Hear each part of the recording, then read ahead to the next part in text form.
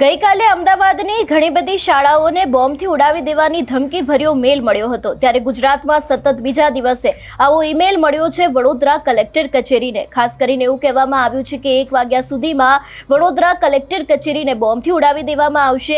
વિગતે ચર્ચા કરીએ સમગ્ર વિષયની। નમસ્કાર, હું હંસિની અને તમે જોઈ રહ્યા છો નિર્ભય ન્યૂઝ। વડોદરા કલેક્ટર કચેરીને બોમ્બથી ઉડાવી દેવાની ધમકી ભર્યો મેલ મળ્યો છે। આ ઈમેલમાં લખવામાં આવ્યું છે કે 1 વાગ્યા સુધીમાં કચેરીને ખાલી કરાવી દેજો, નહીતર બોમ્બથી ઉડાવી દઈશું। આ ગંભીર ધમકીને પગલે અત્યારે હાલ police, SOG, Vadodara crime branch તેમજ બોમ્બ અને ડોગ સ્ક્વોડની ટીમો તાત્કાલિક ઘટના સ્થળ ઉપર પહોંચી ગઈ છે અને હાલમાં કલેક્ટર કચેરીના તમામ વિભાગોમાં સઘન ચેકિંગ અને સુરક્ષાના તપાસની કામગીરી શરૂ કરવામાં આવી છે।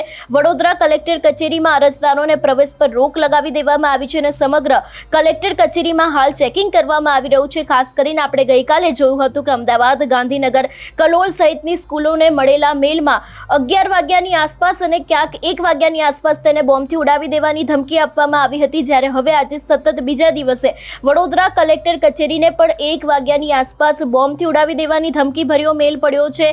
ખાસ કરીને વાત કરવામાં આવે ગઈકાલની, તો ગઈકાલે આપણે જોયું હતું કે અમદાવાદની ઘણી બધી એવી શાળાઓ છે કે જ્યાં બોમ્બથી ઉડાવી દેવાની ધમકી મળી હતી। એ બાદ ઘણા બધા વિદ્યાર્થીઓ છે એ લોકોને તરત જ પોતાના ઘરે મોકલી દેવામાં આવ્યા હતા। પોલીસ તપાસ કરવામાં આવી હતી, જો કે તપાસમાં કંઈ જ નીકળ્યું નથી। પરંતુ ખાસ કરીને હવે આજે વડોદરા કલેક્ટર કચેરીને પણ બોમ્બથી ઉડાવી દેવાની ધમકી આપવામાં આવી છે અને આ ધમકી ભર્યો મેલ આવતાની સાથે જ અરજદારોની જે લોકો ત્યાં આવતા હોય છે દરેક લોકો પર રોક લગાવી દેવામાં આવી છે અને અત્યારે હાલ તપાસ પણ ચાલી રહી છે। વધુમાં આ વિષયને લઈને પોલીસ દ્વારા શું કહેવામાં આવ્યું છે સાંભળીએ। કલેક્ટર કચેરીને ઉડાડી દેવામાં આવશે એ પ્રકારનો મેલ મળેલ હતો।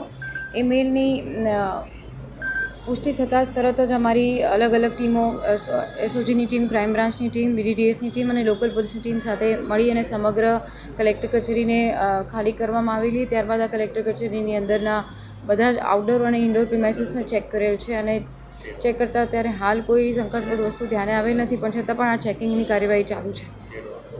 ધમકી કયા નામથી મળી છે એની પુષ્ટિ કરવાનો કામગીરી અમારી અલગ ટીમ કરી રહી છે અને એની કાર્યવાહી આગળ ચાલુ છે।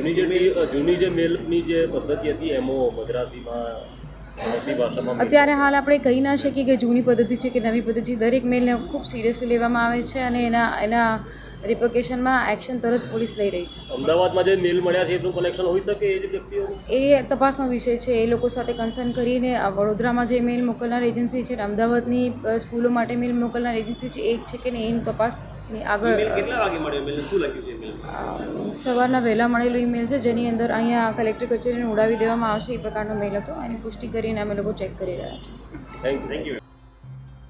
એટલે ખાસ કરીને અત્યારે હાલ કલેક્ટર કચેરીના જે અલગ અલગ રૂમ હોય છે, જે જગ્યાઓ છે એના ઉપર ચેકિંગ છે તેની શરૂઆત કરી દેવામાં આવી છે।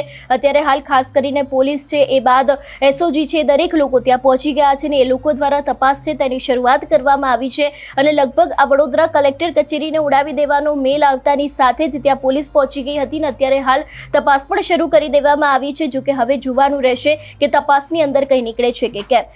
તમારું શું માનવું છે આ વિષયને લઈને અમને કમેન્ટ કરીને ચોક્કસ જણાવજો। તેની સાથે અમારી ચેનલ નિર્ભય ન્યૂઝને લાઇક, શેર અને સબસ્ક્રાઇબ કરવાનું ભૂલશો નહીં। નમસ્કાર।